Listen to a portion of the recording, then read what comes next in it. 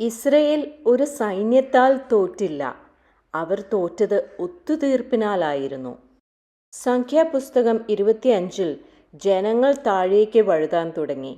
അവർ ചുറ്റുപാടുകളുമായി ചേർന്നു, കൂടെ ഭക്ഷിച്ചു, ആഘോഷിച്ചു, അവസാനം വ്യാജദേവന്മാരെ ആരാധിച്ചു. ചെറിയ ഒരു ബന്ധം പോലെ തുടങ്ങി, അത് വിഗ്രഹാരാധനയായി അവസാനിച്ചു. ദൈവത്തിൻ്റെ കോപം കത്തിയുയർന്നു. ഒരു പകർച്ചവ്യാധി പടർന്നു. ദൈവം മാറിയതുകൊണ്ടല്ല, അവർ ദൈവത്തിൽ നിന്ന് മാറിയതുകൊണ്ടാണ്. അപ്പോഴാണ് ഒരു മനുഷ്യൻ എഴുന്നേറ്റത്, ഫിനഹാസ്. മറ്റുള്ളവർ മൗനമായിരിക്കുമ്പോൾ അവൻ ദൈവത്തിൻ്റെ വിശുദ്ധിക്കായി ആവേശത്തോടെ പ്രവർത്തിച്ചു. അവൻ പ്രവർത്തിച്ച നിമിഷം പകർച്ചവ്യാധി നിർത്തപ്പെട്ടു. ശ്രദ്ധിക്കൂ, ഇത് ശക്തമാണ്.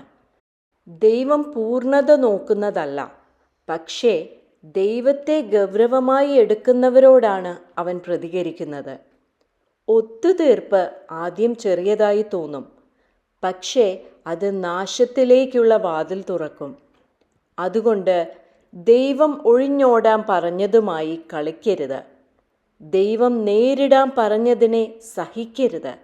കാരണം ധൈര്യമായ ഒരു അനുസരണം ഒത്തുതീർപ്പ് ആരംഭിച്ചതിനെ നിർത്താൻ കഴിയും.